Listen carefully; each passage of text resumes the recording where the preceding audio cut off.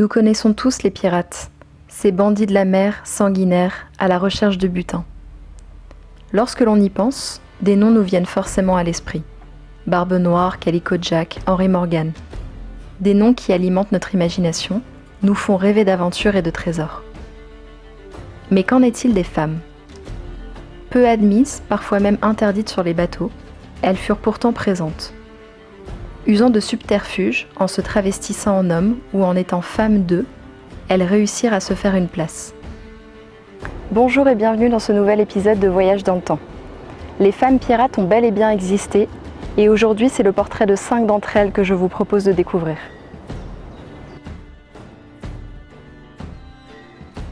Mary Read naît vers 1690 en Angleterre. Sa mère épouse en premières noces un homme avec qui elle a un fils. Malheureusement, son mari meurt quelques années plus tard et elle épouse de nouveau un autre homme avec qui, cette fois-ci, elle donne naissance à Marie. Le sort s'acharne sur cette famille. Son fils meurt aussi. Afin de continuer à toucher la pension versée par son ex-belle-mère à son petit-fils, elle décide de faire passer Marie pour celui-ci en le travestissant en garçon. En grandissant, la jeune fille conserve ce déguisement et se fait recruter dans l'armée. Elle y rencontre un soldat de qui elle tombe amoureuse. Elle lui dévoile son identité et ils se marient. C'est une période assez tranquille de sa vie, puisqu'avec son mari, elle ouvre une auberge, les 3 Fers à cheval. Le bonheur est de courte durée. Son mari décède et l'auberge fait faillite. Elle revêt alors ses vêtements d'homme et s'embarque pour l'ouest. Son bateau est attaqué par des pirates et c'est comme cela, pour survivre, qu'elle intègre l'équipage de John Rackham, dit Calico Jack. Elle prend goût à sa nouvelle vie et se lie d'amitié avec Anne Bonny, qui découvre sa véritable identité. Elle est arrêtée puis condamnée à mort. Son exécution est retardée car elle est enceinte d'un marin dont elle tombe amoureuse. Marie n'aura pas le temps de donner naissance à son enfant, elle meurt en prison en 1721, sûrement à cause de l'humidité de son cachot. Le destin de Anne Bonny et de Mary Read est étroitement lié. Pourtant, rien ne les prédisposait à se rencontrer. Anne naît en Irlande à la fin du XVIIe siècle, des amours d'une domestique et de son patron avocat. Il finit par quitter sa femme et emmène sa maîtresse et sa fille à Charleston, en Caroline, où il achète une plantation de coton. Anne est décrite comme une enfant violente qui aime se battre. En grandissant, elle tombe amoureuse de James Bonny, un pirate sans le sou, et décide de l'épouser contre l'avis de son père. Celui-ci la déshérite et la chasse de la plantation. Les jeunes mariés s'embarquent pour les Bahamas. Très vite, elle se lasse de son mari qui n'est pas à la hauteur de ses ambitions et tombe sous le charme de John Rackham, de qui elle devient la maîtresse. Elle accouche par la suite d'un petit garçon qu'elle abandonne à Cuba.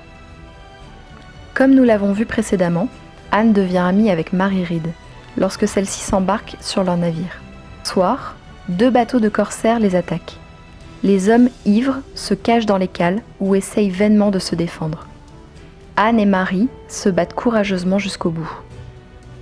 Anne dira de Rackham : « Si tu t'étais battu comme un homme, tu ne serais pas pendu comme un chien. » Son exécution est elle aussi retardée à cause de sa grossesse. Elle donne naissance à son second enfant, sort de prison, et de là, on perd totalement sa trace. Son père aurait probablement payé sa rançon pour la faire sortir de prison. Après cela, elle ne fait plus jamais parler d'elle. En Chine, les femmes ne sont pas interdites à bord, au contraire. Comme pour les Vikings, elles peuvent être présentes sur les navires de pêche, être pirates ou même capitaines. Xing Shi, à 25 ans, épouse Zheng Yi, un chef pirate. À la mort de celui-ci, elle prend la tête de son escadron et dirige des dizaines de milliers d'hommes. C'est elle qui commande et impose les règles. Elle impose un véritable code d'honneur, ce qui contribue à son succès. Elle était crainte et respectée. Ces hommes avaient interdiction de molester les femmes capturées, entre autres. S'attaquant principalement aux navires marchands dans la région de Canton et à la flotte navale chinoise, les autorités tentent de l'arrêter en vain. Elle finit par accepter des négociations très avantageuses pour elle de la part de l'empereur, conserve ses richesses et continue la contrebande à terre avec son nouveau mari. Xing Shi fut l'une des femmes pirates les plus puissantes de l'histoire. Grace O'Malley naît en 1530 en Irlande. Elle est connue aussi sous le nom de Gronnia Whale, c'est-à-dire Grace sans cheveux. Elle est la fille du chef du clan des O'Malley. À la mort de celui-ci en 1560, elle reprend la flotte de son père et dirige environ 20 navires et plus de 200 hommes. Elle devient une pirate redoutable. Elle attaque les bateaux anglais et s'enrichit rapidement. Elle finit par être capturée. Grace obtient une audience avec la reine d'Angleterre qui accepte de lui verser une rente régulière, de libérer ses proches et de la laisser continuer ses activités maritimes en échange de ne plus s'en prendre aux navires anglais. Elle meurt en 1603, probablement de cause naturelle. Aujourd'hui encore, elle fait partie du folklore en Irlande. Elle est une grande source de fierté pour le pays. Un autre destin incroyable que celui de Jeanne de Belleville.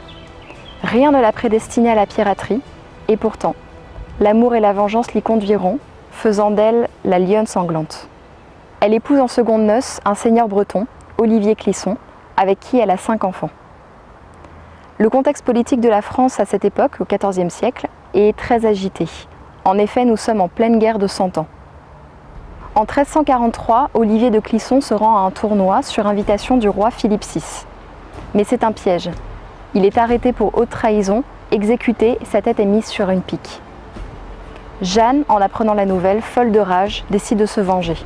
Elle lève une petite armée et attaque les châteaux qui ont prêté allégeance aux Valois. Elle refuse de comparaître devant le roi. Elle est alors bannie du royaume de France et ses biens lui sont confisqués. Elle n'abandonne pas pour autant son projet de vengeance. Elle fait armer des navires, avec le soutien d'Édouard III d'Angleterre, et attaque les vaisseaux français. Jeanne parvient néanmoins à s'échapper sur une chaloupe avec ses proches et part rejoindre la cour d'Angleterre où elle est accueillie à bras ouverts. 6 ans plus tard, elle se remarie avec un Anglais et récupère ses terres en France. Contrairement à ce que l'on pense, les femmes ne sont pas rares sur les bateaux. Qu'elles soient dissimulées sous l'apparence d'hommes ou pas, en fonction des régions du monde et des époques. J'ai choisi de vous parler de ces 5 femmes incroyables, mais il a sûrement existé beaucoup plus de femmes pirates. Cependant, nous n'avons conservé la trace que de celles qui ont été arrêtées, condamnées, ou qui sont autrices de faits marquants. Je vous remercie d'avoir regardé cette vidéo. Mon année universitaire étant terminée, je vais essayer d'être plus régulière dans mes publications, vu que j'ai plus de temps. Je vous promets rien, mais je vais faire de mon mieux. Voilà, j'espère que cette vidéo vous a plu et je vous dis à bientôt pour un prochain épisode.